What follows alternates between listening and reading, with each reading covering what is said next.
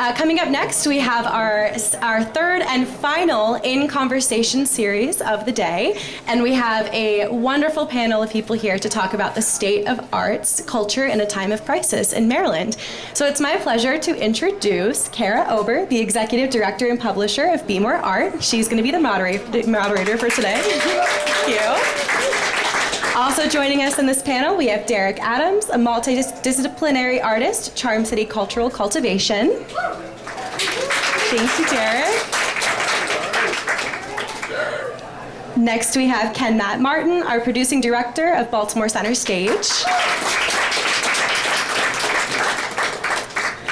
Then we have Matthew Weiner, the creator and executive producer, writer of Mad Men, and the executive producer and writer of The Sopranos, and the playwright of our show upstairs, John Wilkes Booth, One Night Only. Next up, we have Nicholas Cohen, the executive director of Maryland Citizens for the Arts. And finally, joining us today, we have Tanya Miller Hall, the senior advisor representing the Mayor's Office of Arts and Culture. Thank you. So I'm going to hand it over to Kara to talk about the state of arts in Maryland. Thank you. I'm happy these people picked the expensive seats in the front. These are the A+ people. I can tell already from this crowd that you all know that Baltimore is a city of artists. Okay? So, artists do not just create beautiful objects that speak to our hearts and our minds, but artists are actually brilliant problem solvers. As you probably have noticed, we are living through a moment of disruption and upheaval. The arts ecosystem is under attack by our current president of the United States, but tearing apart art institutions, libraries, universities, and arts funding is actually not a priority for the American people. This is something a majority of Americans actually oppose. So while our federal government is actively destroying our infrastructure and institutional safeguards that have taken us 100 years to build, we are living through a time of cruelty and chaos. And I do want to say that I have hope for the future. If Baltimore has taught me anything, it's to have hope for the future. And I think that historically, there's 2 seats in the front if anybody wants them. Historically, in times of great upheaval, it can actually lead to unprecedented opportunities. So I want to acknowledge the unnecessary pain and suffering of so many that is happening right now, but I'd also like to focus our attention on the future and thinking about after this mess ends and we're able to vote in leaders that reflect our values, I believe that Baltimore will actually be in a place to receive much more resources, accolades, attention than ever before. And I think with this group that is here, we are building the network, we are building the structure so that, Baltimore has the ability to achieve that renaissance that our mayor is so keen on. So Baltimore has always been sort of a scrappy fighter. It's a nimble, flexible, and resourceful place. It can be uneven and under-resourced, but for some reason, it consistently manages to exceed our expectations when it comes to art and culture. So right now is the perfect time to envision the future that we want to build together, to become more self-sufficient as a city, and to really lean into the creative problem-solving power, the ability to envision a better future that the artists are bringing to the city every single day. So we want to move from a place of scarcity to a city full of possibilities and a place where our relationships are our most valuable commodity. So if the artist can't build this, it cannot be done. That said, we want to jump into to some conversations with some incredible artist practitioners. And we did a brief introduction. I'm sure that you all saw their bios. And I think it makes sense to sort of start with two of the instigators for this year's new iteration of Artscape. So starting with Tanya Miller Hall and Derek Adams. I would like to give you guys a huge round of applause for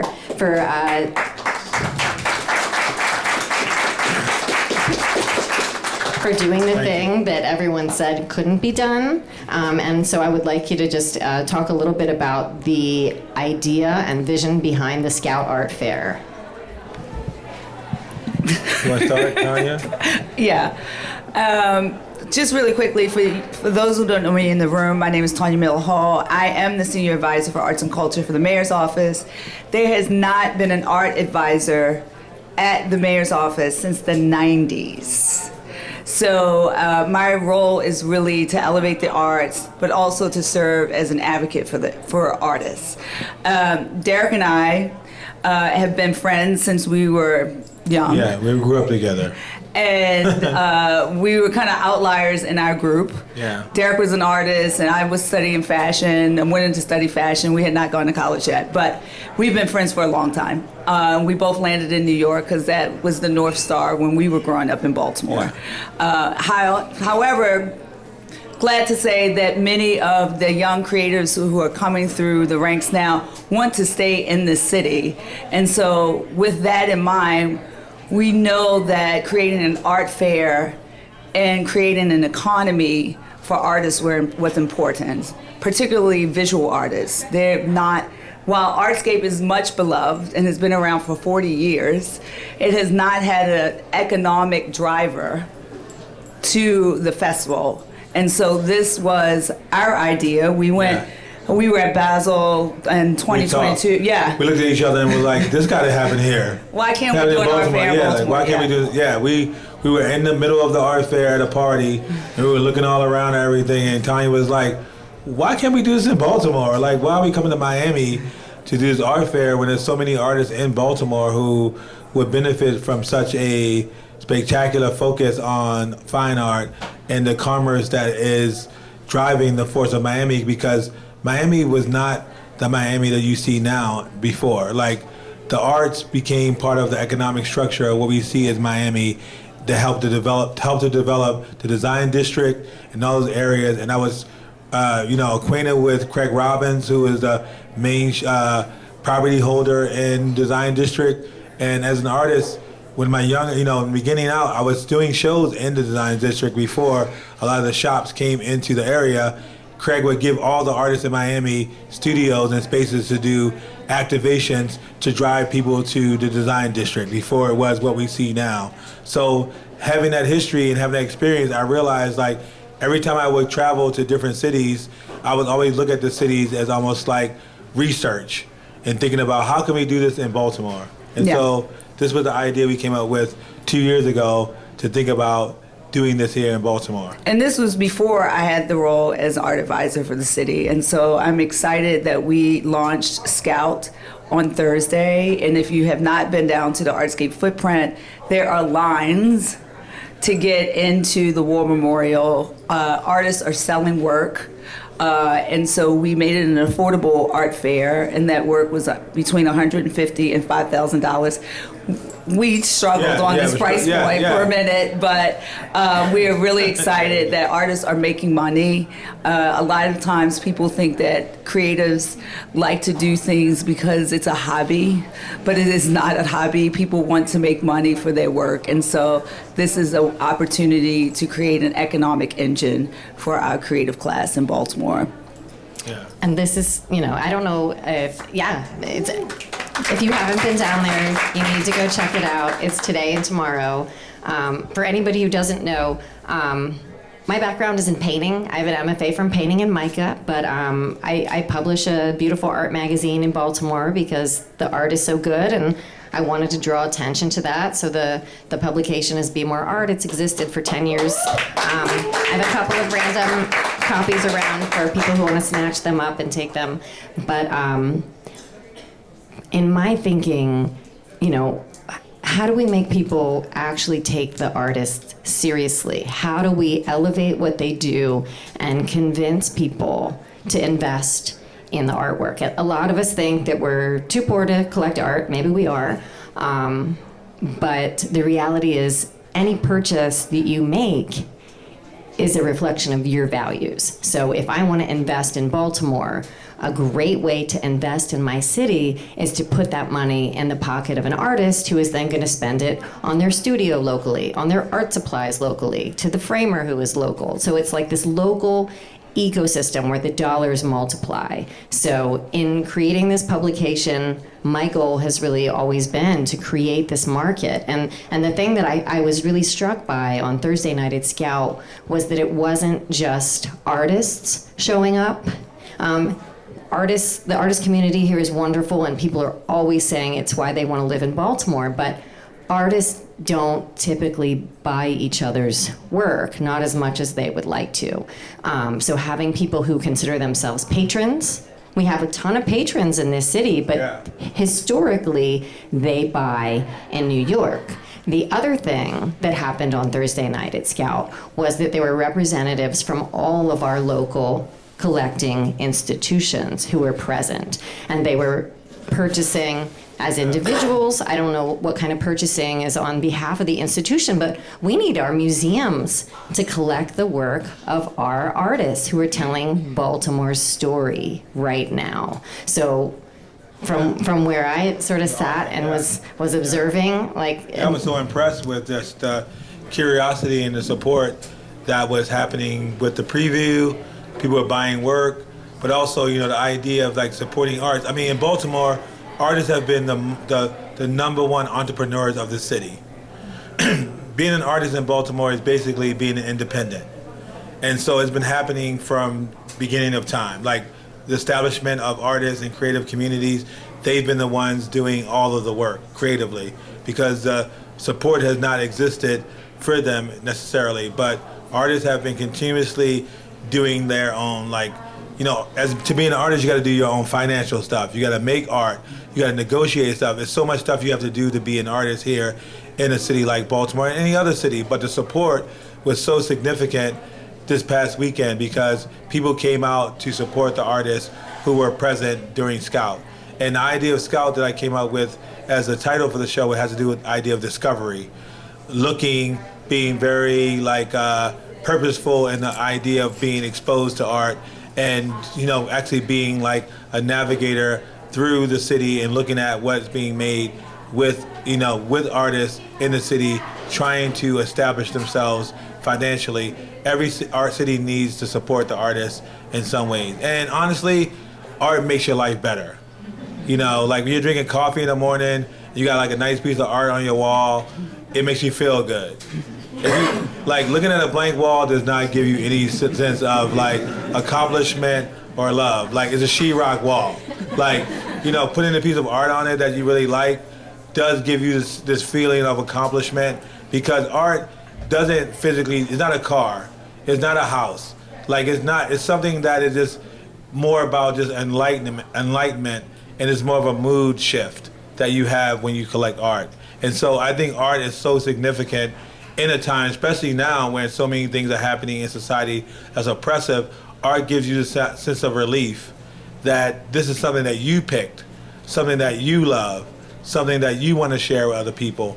And the affordability of this fair is really considerate of the market of how it exists now. Before doing this fair, I did a lot of research. I spoke to a lot of fair directors.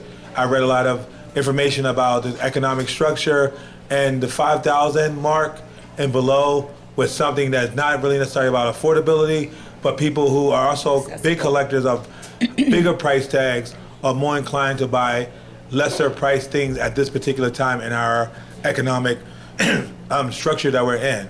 They're more inclined, collectors who might buy something for $600,000 or $500,000 will be more inclined to buy a bunch of $5,000 things just because they want art around them, but they may not necessarily want to be committed to the financial investment of paying a lot more money. But the work that they buy could go up in price but as a collector told me one time that if you buy something that you love and it end up costing more, then great. But if you buy something you love and it doesn't cost anything or go up to anything, you still like it because you bought it. So it's like, you can't lose. So I think that this fair just represents the creative community and the way the artists are so vigorous here in the city of making art regardless of visibility. And you should acknowledge that, number one. Like a city where artists are not necessarily as visible on a global scale and people are still making art, you're supposed to acknowledge that. Like most artists will stop making art, especially younger artists now, if they're not getting any type of acknowledgement right now in their first 5 years of making art. Most artists will stop making art.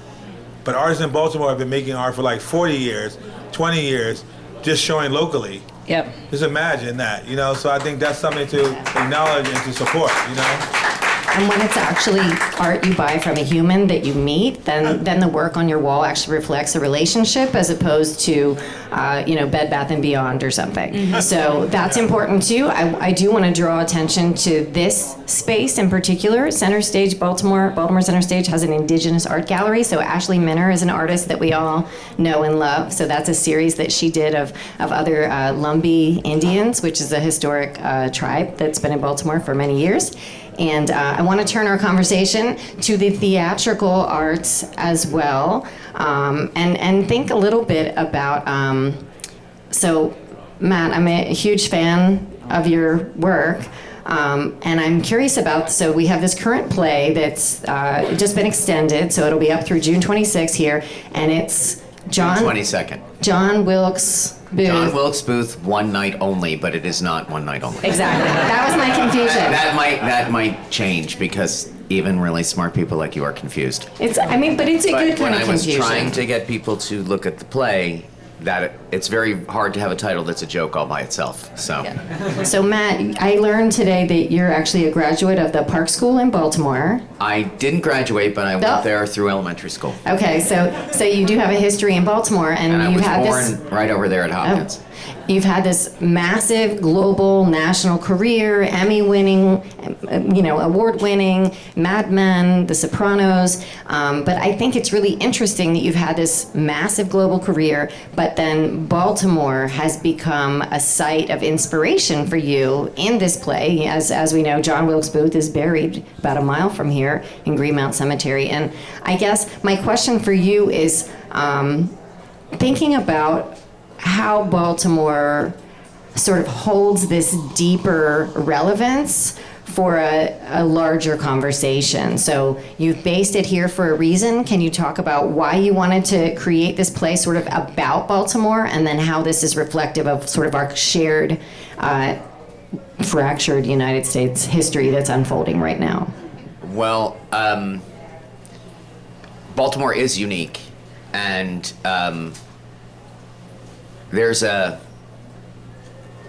when you are outside of New York or Los Angeles, let's be honest with it, and you can include Miami and some of these other places, if you're an artist, you're an outsider anyway. And when you are at a place that is kind of not addressed in the national conversation, you get to see things. Forget about the actual makeup of Baltimore, which is extremely unique. I think it's like one of these places, they used to call them middle towns, where it has, I was just talking about this earlier, it reflects the economic diversity, it reflects the cultural diversity, the racial diversity of the entire country in percentages. So, even though, unfortunately, it didn't reflect on the way the country went in the election, it is a representative of all kinds of different people living together, but it is also, because of that, such a hot spot. And there are a lot of firsts in Baltimore, and a lot of them have to do with civil unrest, and on every side of it. So for me, what was interesting is it's north and south, it's country and city, it's rich and poor. It's always been like that. And the Booth family moved here in the the father moved here and mother moved here in the 1830s, and part of what I believe formed John Wilkes Booth was being thrust into poverty in the 1850s right here in Baltimore. And I think if you don't, the Civil War was already underway, but the first people killed in the Civil War were here. The Maryland Club, the entire Maryland Club was arrested for trying to secede. I'd like to say that that's what they were arrested for, but there were never any charges filed. They were just thrown into jail. So this, and then there was martial law here. It's very hard. I mean, you know, Washington is within its bounds, so it could not secede. It could not be part of the Confederacy, or the capital would be surrounded by the enemy. So those political things, those historical things were interesting to me, but I actually wanted to kind of address something about art in general, because I am a person who believes that art is as important as food, and that, you know, it's something like spirituality. It is part of spirituality, and there is and ironically, that argument doesn't hold anything, because nobody wants to give us food either. And there's absolutely zero concern for that, but it is a very, I'm going to say the most optimistic thing I can, and then I have nothing else to say to this panel except for that Baltimore will always be a looking out. And if it's an affordable place for artists to live, they will flourish. Here's the optimistic part of it. This theater, and as it leads to television, movies, novels, I will just speak about writing, I could speak about painting as well. This is one of the greatest economic commodities of the United States. This is our product. It may be the sign of our dying empire, that like the Romans wanted Greek plays, but that is what we are exporting to the world. And as you know, the other thing we're exporting is tech. And what is tech the most interested in? Creating art. Because it's so lucrative. So to have I think that we're in the position to be the one thing that cannot be done by anyone else. My friend has a joke. Well, can AI replace your job? Ask yourself one question. Do you have a job? Art cannot be created by that. Human beings, I started looking at things that had disappeared recently. I'll just give you a couple of examples. So many publications are moving into print. What is that about? Three-dimensionality. People are wearing wristwatches. My kids don't know what watches are. They look at their phone, or they just don't care what time it is.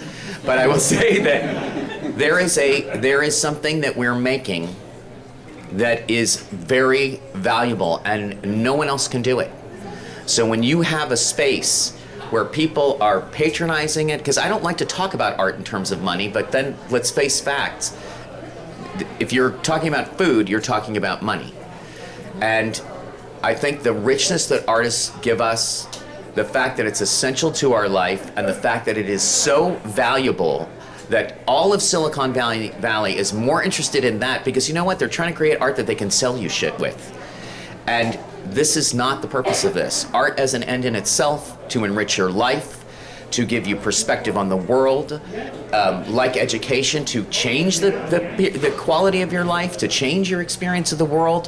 Why are you looking at a photograph of a forest?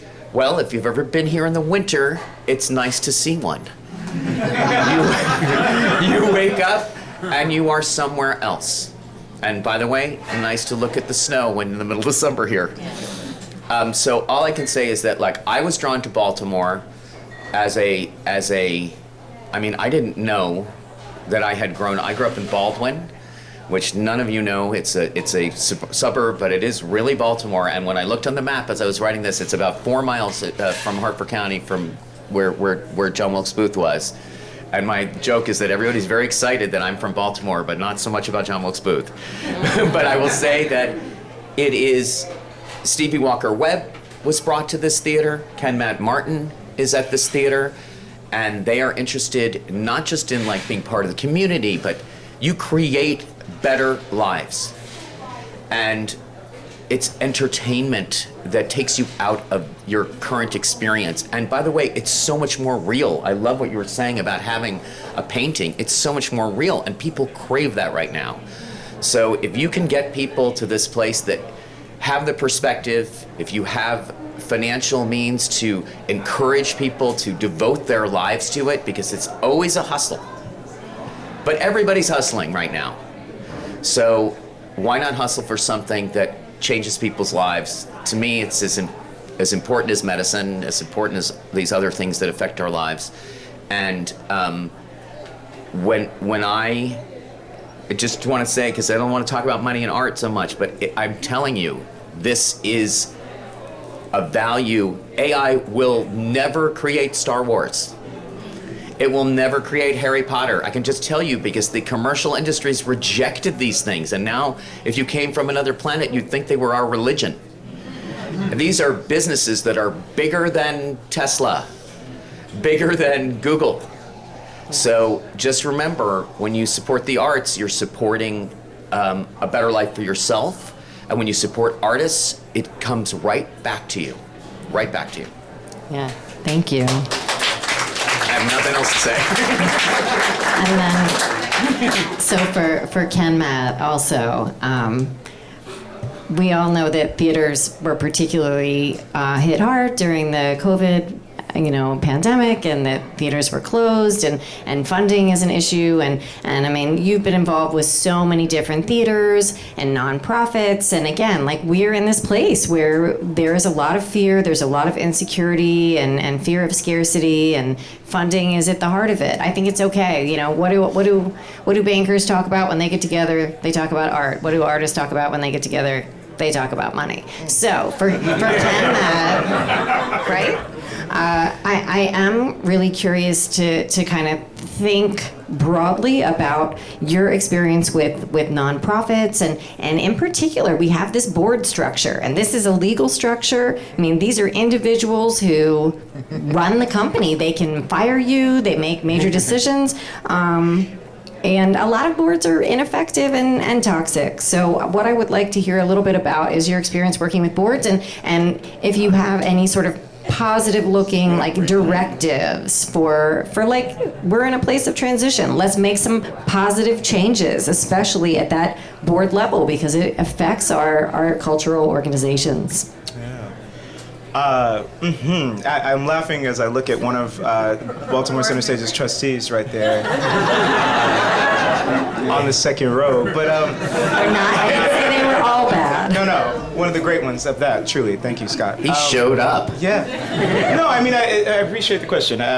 What you're alluding to in particular also is I've been so fortunate to have the kind of career where even right now, this is one of my jobs. I'm here in this position at Center Stage, but I also have the same title and position at the State Theater of Arkansas. So I actually go back and forth between here and Little Rock, and also have ran theaters in Chicago, Des Moines, St. Louis, and in New York. And then the Berkshires in different times in my career. And so what you speak of in terms of the nonprofit structure, right? And this Center Stage is a great example of this. Center Stage is, 62, 63 years old or so now? The nonprofit theater movement only is about 50, 60 years old, right? And so when you talk about the ways in which these flagship institutions, whether it be here or in any other city or market that you can think of, they operate in this way where they have depended on the board structure in particular that you refer to, where those volunteer board members, who are also donors, to be clear, obviously, right, are the people who have sustained these organizations for many years. And what's happening is both a generational shift, where many of them are quite literally dying, and some have been so kind to bequeath, things to us on the other side, and yet many of them, their children and others, are not theater goers in the same way. So we're seeing a loss right now in the generational shift that's happening. And then in addition to that, the other big thing that's happening is that for those who are still with us, as the political climate of the country changes and art is devalued in a multitude of ways, their tastes are different. And so it's not dissimilar from even what Derek was saying a moment ago, where, it used to be that you could guarantee a six-figure gift from 3 or 4 of those trustees every year. They're no longer, if they're still with us, they're not able to or don't want to give those six-figure gifts. They're giving smaller gifts to multiple places. So what does that mean for these large institutions that have built themselves into these multi-million-dollar nonprofits, right, that are meant to still be nonprofits, but are really, really, really, really expensive and often top-heavy at times. And the thing that we're having to do is focus on, what's the thing that makes us unique, which goes back to what this incredible human being, who I've been so fortunate to produce the play that we have upstairs and working with him for the last year or so, trying to figure that out, is doing, which is saying, this is only something you can get in the building. This isn't, you work in TV, and the beauty right now now is we have another example of that. We're doing Lena Waithe's first play next year as well. So 2 years in a row. Yeah, you can clap for that. We've been so fortunate to have incredible, accomplished people in the TV sector come and say they want to make their first play here in Baltimore at Center Stage. And what that does is it actually, for our industry in particular, because we don't have the same resources as the TV and film industry in the same way, it costs so much to do everything, as Matt has learned painstakingly over the last couple of months. And yet, when you are so fortunate to maybe see the show that we have upstairs right now, there's a moment, I won't spoil it, towards the end of the show where there is some artistry that happens that literally you can only see in a theater. And the thing about that is AI can't do it because it actually was like people in there like putting those planks down, hanging every single light, right? And those are skill sets, those are jobs. That's still artistry in the same way that, you know, you need someone to paint the set, you have to have someone who can actually sew that beautiful red curtain that you'll see upstairs, right? Like someone actually took the time to have to sit there and embroider that. That is still, to Matt's point again, the art that we're exporting, and that's the commodity that we have left. And so we are finding different ways right now in our industry to monetize in a multitude of ways how we can make that art more affordable. But even more importantly, we need the support more than ever of people actually showing up and buying a ticket, because you have to come and sit in the building and actually watch a play. You can't just sit there and pause them. I always remind people, like, that's why you have to turn your phone off, right? Like, they can see you, you know? You can't just like sit there with your phone, you know, all lit up on your face, like they're watching you. And so they're trying to do this thing live in front of you. And so when it comes to board structures and whatnot, I've been so fortunate here at Center Stage and in Arkansas and other places to work with some incredible boards. And then there's one, if you're so bored, you could Google it, in Chicago that I worked for that was not so great. And the unfortunate thing there was they were operating from a place of scarcity. They were more concerned about what it might mean to be able to be a presenting house, if you will, as opposed to being a producing theater. And so they were less interested in artists, right, actually putting money in artists' pockets to create the work, as much as they were interested in, well, how can we present something that's already been ready-made? Which is quite the opposite, right, of like what it is that we're supposed to be doing, right? And they thought that there was more money in that, but there actually isn't. That's the other crazy part about it.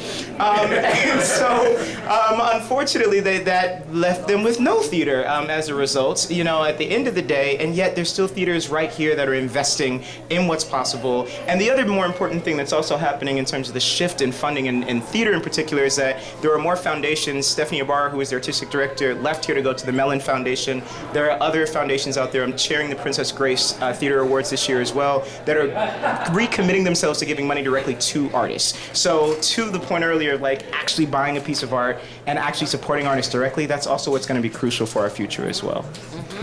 Yes. Yeah. The term that I use a lot is just the art of your place and time.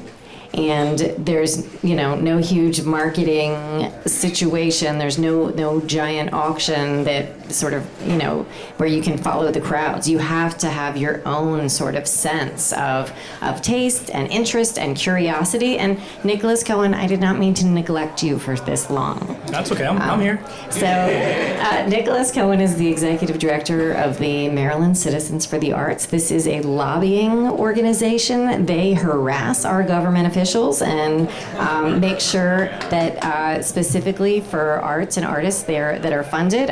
Nicholas is also a bassoonist, and he is secretly British. So Nicholas, can you talk to us a little bit about what's going on right now in Maryland that artists really need to know about, and like what can we do? Yeah, well, you know, it's interesting as this conversation was unfolding. So I'll be honest, I think everything that's happening, the incredible talent we just heard from, there's literally a movement in this country to not have this happen, to not have this very conversation take place. Because why? It's kind of, unfortunately, this way of dumbing us down, of not realizing that we should be in these rooms debating, talking about how to make our lives better, talking about how to work with each other and not be just individuals, right? Unfortunately, I mean, as someone who's not American, Iranian and British is what I am, I've noticed in this country there's a very individualism that's the rugged individualism that we talk about in America, that sometimes people think it makes America great. From a foreigner's perspective, and someone who's also lived here for a long time, there is a goodness to it, but it also is something that's been, I think, tearing us apart. However, as an artist, I see moments where we're pushing back against that, and we're instead coming together like this, whether it's as a musician, I play in an orchestra, it's in an ensemble setting, it's not individualistic. It's how do I listen to my, as a bassoonist, I listen to my, clarinet friend on the right, or the rest of my section, I'm working with them. I'm sort of forgetting about what it is to be just me. It's actually part of the bigger, piece of my world in that moment, which is an ensemble. And I think the arts are something that's so important for us to be able to do that. It makes us find our humanity, and also makes us be empathetic and kind of reason with each other, right? We have these struggles. And as someone who's also a lobbyist, the hardest thing is kind of to thread the needle to convince. There are lawmakers, not as much in Maryland, but like on the federal level, that are like, they do not, what I just said, I cannot tell them that story.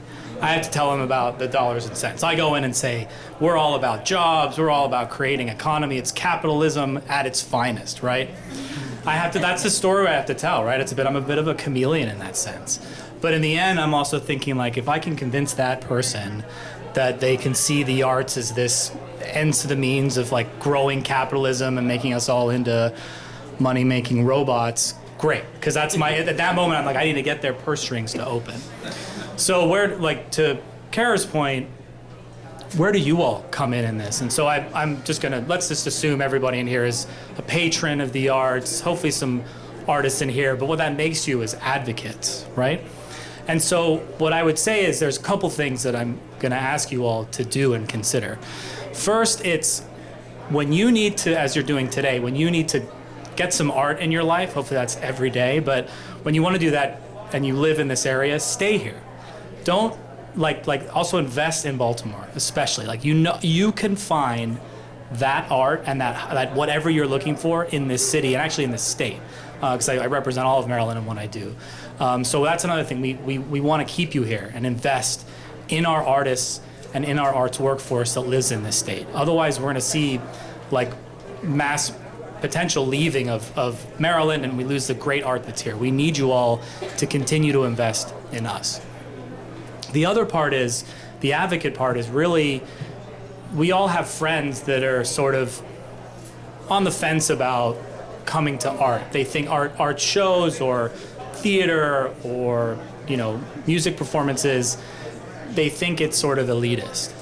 And it can be, and it has been. I think that unfortunately the arts have also, I think because of this country, have created this elitist sense of high art and fine art. And that to me, that kind of, it's a little bit of bullshit, right? No, the arts are actually really gritty, and they're very much from a community sense, right? Everyone on this panel has talked about that sort of guttural, this is how we present art, especially in Baltimore. I think you can really find that kind of thing that you can attach yourself to as a human being.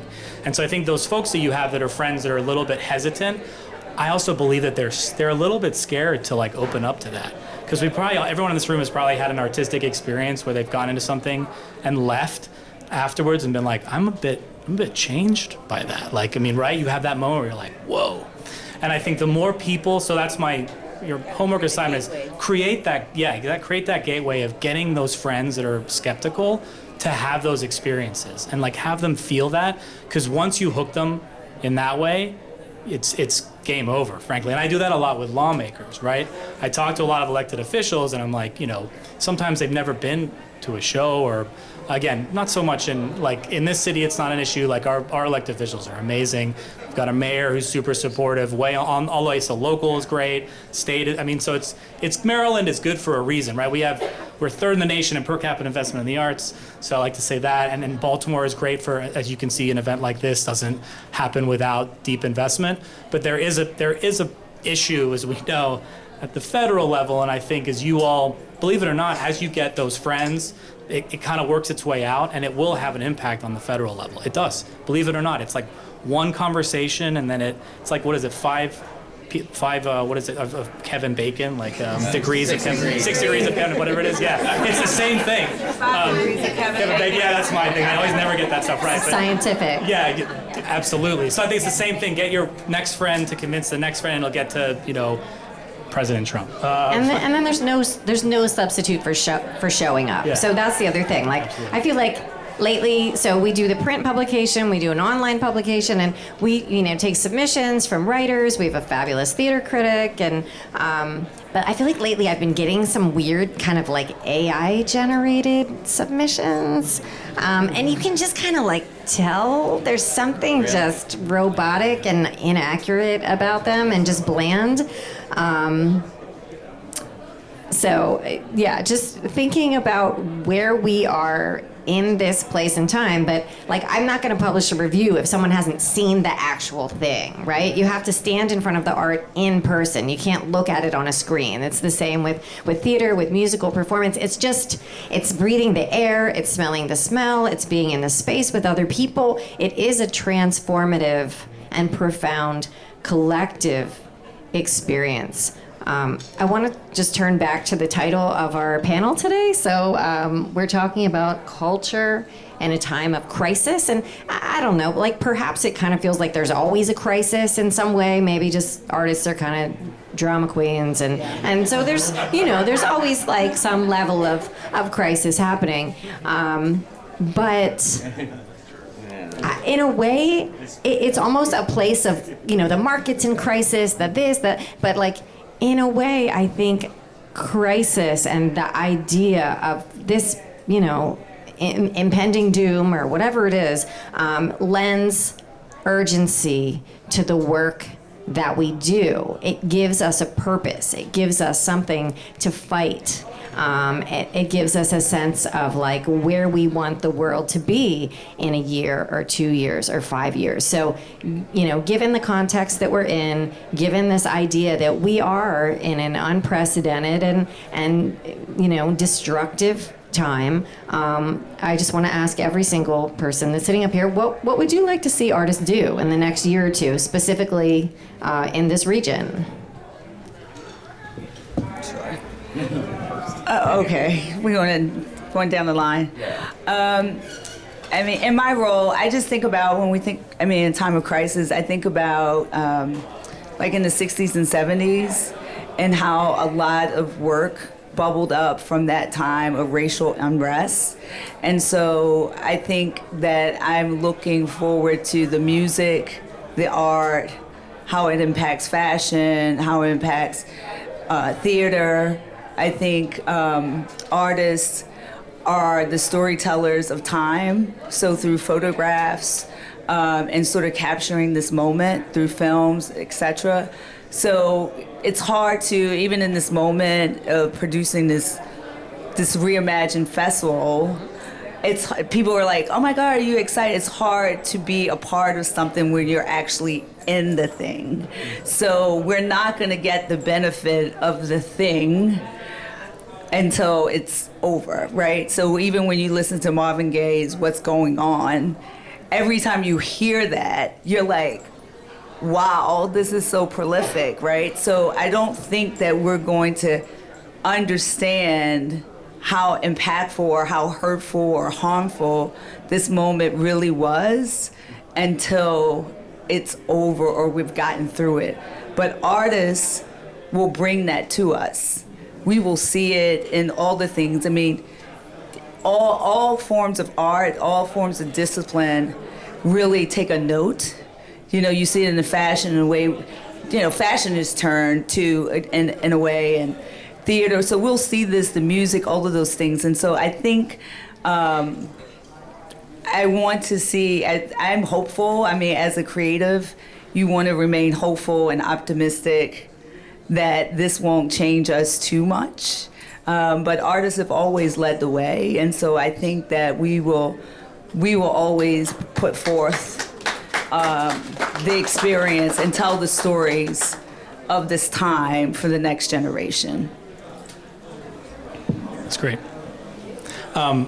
So for me, I have a deep respect for artists, and I think I'll also say this. I think a lot of times, even now, right, we're looking at that struggle and looking at artists in this time of like difficult moment, right? And it's like, oh yeah, the artists are there. We're at they're frontline workers.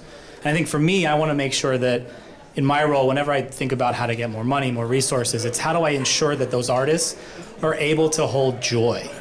I think that's whenever I'm around like the arts, it's like how that joy, like you emanate that out. Like when I perform, if I'm doing a good job in that moment, it's because I find that moment where if I'm nervous, whatever, or stressed, that joy piece comes in me, and then I spread it to folks. And I'm not trying to be like naive about it, because I know it's a difficult time, but I think it's also important that I don't want.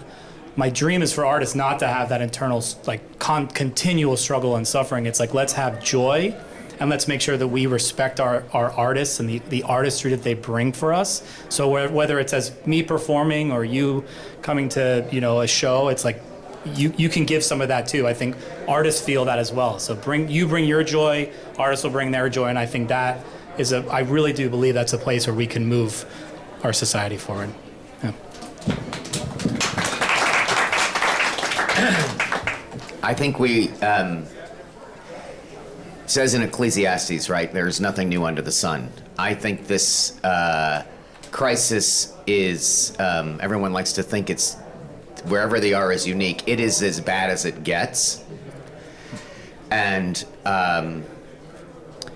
I feel like it's just interesting historically to see that demeaning the arts as comes from not having a national fund for it, not paying for it, not wanting to support it and pushing everything into the private sector. Taking over the Kennedy Center. Well, that's what I'm getting to. That's exactly what I was going to say. Why do you want to do that? Because artists are threatening. They are symbols of free thought. They say messages that are not popular. We just got to a point right before all this happened where there were a lot of people who were never allowed to speak who were getting to speak. And there's a lot of gatekeeping that's done by the marketplace. But, the internet made it so that everyone could speak. There's a lot of garbage out there, but there's a lot of voices that have never been heard, and they are very threatening. And I will generalize here and say most of the horrible things that have happened in this world have come from people who wanted to be artists and weren't. Adolf Hitler wanted to be a painter. And the first thing he did when he came into power was take control of the art and decide what was art and what wasn't. Our voices are threatening. I talk about it if you go and see, not a plug, John Wilkes Booth, One Night Only. I want you to think about a book written for ladies that was just called Uncle Tom's Cabin that caused it literally created the abolitionist movement outside the church, and it caused the Civil War. It was a book, and an artful book that humanized people who were not seen as people. That's how powerful art is. That is what is being shut down in this moment. So I would like to see artists screaming as loud as they can to keep disrupting this thing, to keep expressing our humanity, which seems to be one of the issues we need to talk about in the face of technology that is anti-commercial. I'm not going on his joy thing here as much as you want to hear. But I have the joy in screaming. I will say that is my joy. And I don't say it to the people who help me, and I don't even know who's for me and who's against me, but just being able to be here. Baltimore is challenging. I don't mean to live in. I mean its ideas are challenging. The amount of FU that comes out of this city, I said this city gets angry, and it also is ambitious, and we have a chance to. I want to see artists saying the truth right now because it is constantly being threatened. And if we have to reject all of these famous institutions that are being taken over this and form our own, it will happen. Just know that I believe, I think you said it so eloquently, we will know what it means when it's over. But for those of us who are working in it right now, a voice, I have had some success, but for me to tell the story that's in this play, it is very challenging. It looks like the thing it isn't. Satire is dangerous, right? People get executed for writing plays that are threatening or hard to understand. This is deceptively entertaining, but it is unsettling. And everyone who's working in something that's unsettling, who's not just, why do you think you just keep seeing the same thing? Why do you think they're just remaking everything? There's so much new stuff out there. Just boycott it. Don't see I don't need to see the Spider-Man story again. I don't want to, that's not coming from, and the people like me, we just want to work. So we'll do whatever the marketplace says. To just know that in this moment, I want to see as much FU as possible.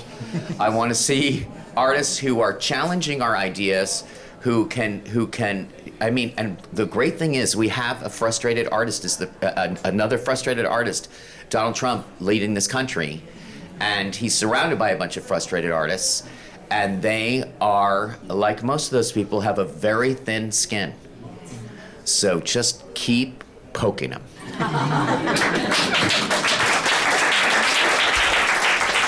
I think I'm about to get audited. Yeah, I mean, Matt took the piece of what you just said was the main thing I wanted to say, because I work in the theater, and the thing that is really, really tricky and difficult in the theater in particular right now, and the same you see is true in the TV and film world, is that people are reluctant to take chances on new work. We do it here in Baltimore. I'm very proud to say that in the next season in New York, we will have 3 plays that premiered here at this theater in the last 3 years off Broadway. And with all 3 of them, 2 of which that I've been attached to for some time, were all things that New York initially passed on in favor of, doing the next revival of whatever had been done before. And then after it was a huge success, right, and a hit here, and people came down and they saw that we were selling tickets and we're extending things. Hopefully Matt's play is the next one also, to be clear. We're working on that right now. Truly, we are. But it's one of those things where you have to take an opportunity on new work. It is because so many artists are doing the FU plays and are saying the dangerous things and are doing the dangerous things. But if you all don't take an opportunity to say, we see the value in going to see something, I have no idea what I'm walking into. I'm going to just go for the experience, to actually, the theater is one of the last proper gathering places, right, that we have. Outside of maybe a sporting event or church, there's only a handful of places where people have to come, sit, and be shoulder to shoulder with one another and actually have an experience together. That's what we do here. But even more importantly, what do you want that experience to be? Do you want it to be that thing you've seen before or someone told you was whatever? Or do you want to walk in and be like, I don't know what I'm about to see, but all right, we're here and let's see what that is. That's what's going to be the most important in the future, I think, in this time of crisis. We have to take opportunities on new work and on artists, because that's the only way we are going to be able to understand what the next thing is that's supposed to be great. You talk about and have told this story about how long it took you to get Mad Men to TV, how long it took you to get this play, right, into the world until Stevie and the right confluence of things with Baltimore all came together. And so if you don't take that opportunity to support new work and things that you think you may not like or understand, we're all doomed. That's the real crisis. And to be clear, that was a crisis before this president, and will continue to be a crisis unless we can commit ourselves to saying that we want to actually value the voice of the artist as opposed to the quote-unquote value, right, of what their art might be. Because some of those new things might be bad. I read a lot of plays and they're not all good that are new, just to be honest. And some are written by AI now, actually. That's a thing that is crazy. You start reading, you're like, wait a minute, and then, But all of that to say, there are those who are still actually out there doing it. So we must support new art and take a chance on something that you don't have any idea what it's going to be, but because you want to have an artistic experience and be with someone and be in community with someone, we need you in that way right now. So take a chance on it.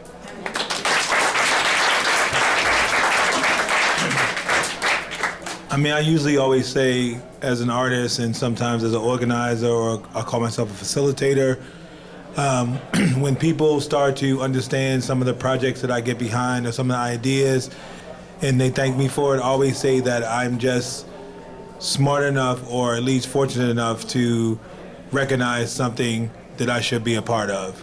So it's really not that what's happening in our society is unique or different from people who are used to experiencing opposition or oppressive structures. It's really just an awakening of people who may not have experienced those things at the time, but also what's the most fearful thing of any oppressive structure, especially right now, is that the ship has already taken off, and that's the issue. It's not that the ship is still considering what to do or how to do it. The fear is that they can't stop it. It's really the fear. The fear is that they can't stop it. They're thinking about how to slow it down or how to redirect it. But the generation that is kind of, in the process of commandeering this thing and moving this thing to where it needs to go is already taken off. What's happening in our society creatively, progressively, pronouns, ideas about individualism, groups, that's already happened. Like, you can not like it, it doesn't even matter if you like it or not. Like I tell people all the time, they're like, I don't like this. I'm like, I don't care, no one cares. Like, your opposition is we're gonna be dead. And this is gonna happen. Like, you can be a part of the progressiveness of seeing things move forward, even if you understand it or not understand it. But this is Star Trek. We're on a holodeck. Like, you can be the people on the planet who don't understand the progression of society or mankind moving forward. That's really a personal issue. But we're moving forward. We're moving forward in a direction that everyone will not be able to go. And that's it.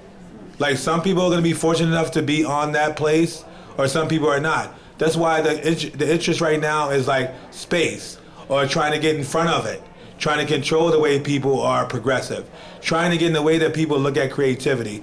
It's already left. The ship has already started to sail. So what we can do right now is get behind what's happening in the future, or the generation right now who's actually creating the direction. We can try to understand it. We can try to deal with like the idea of allowing people to give their sensibility, their ideas about why they do the things that they do, why they feel certain ways about themselves or society. That's what we should be doing. We should be taking note. We should be documenting. We should be trying to not just understand, because we won't understand.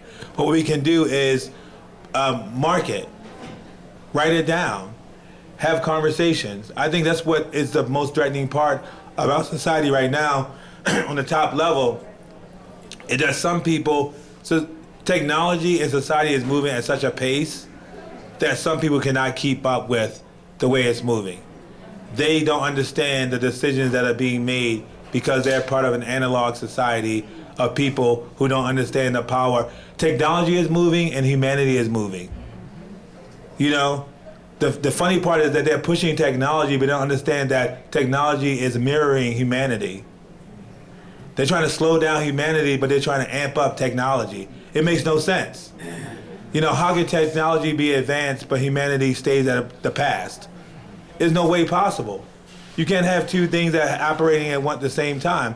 If you're talking about technology and space and aviation and the universe, and you're saying that people should look at the past and be from the past, it makes no sense. And they know it's not possible. But what they can do is create obstacles for people to second guess themselves, to think that maybe other people who are older may know a little bit better. But being older does not necessarily that you're wise. There's a lot of people who are skating through society through many ages and don't know what's happening in society. But what I love about Baltimore and our community here, again, as I always say, is that what drew me to Baltimore, growing up in Baltimore and moving to New York, and as an artist, becoming established, showing a gallery and doing different things, looking at Baltimore as kind of a foundational place for a creative development has always been an inspiration, because it's a certain level of groundedness that exists in the city with the creative community, which is very different than other cities. Honestly, Baltimore is a place that people do not even know how to network. And it's not even looked at as a positive thing to be a networker. They're like, oh, they're a networker. Don't talk to them. They just want to smooth. Like, that's what people do to get to where they need to go.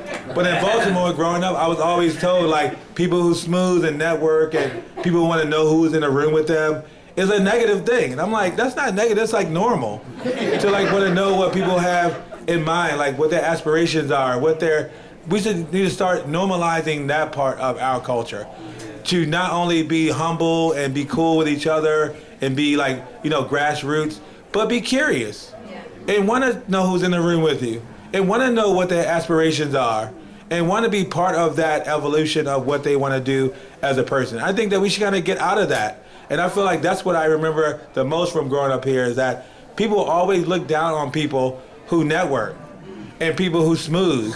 It was like a thing, like a dirty word. Like they're smoother.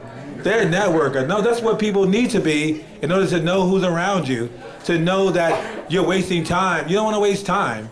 You want to talk to the people that's going to help you get to the next place that you need to go to. And I'm not saying you can have casual conversation with people, but you should know that people, I think this is telling us anything, this political place we're in right now is telling you cannot waste time. We don't have time to waste. So associate yourself with people who believe in the value of progression. We don't have time to be arguing with people about their pronouns.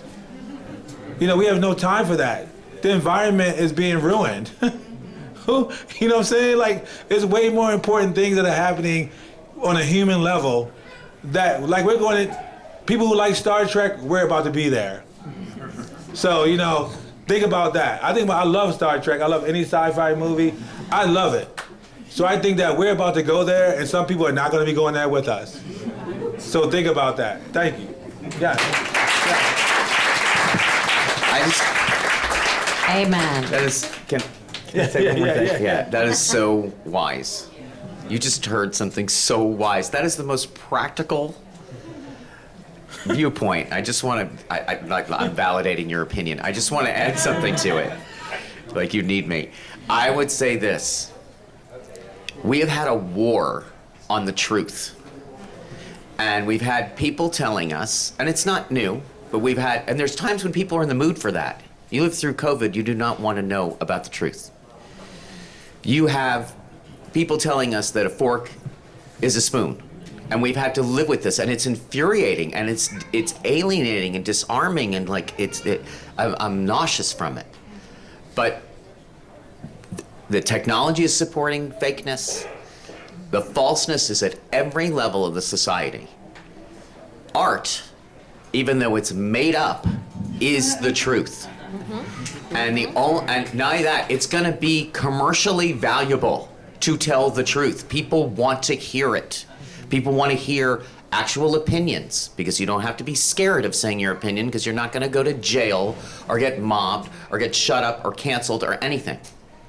That is where the truth is going to be. And that's what I would really, where I think we're going, is that is going to be our currency, is to reach out. And I don't care if it's a joke. When the jokes that people tell, you're not allowed to say that. That's over, because we need to hear the truth. And we got to get a little bit of a thicker skin.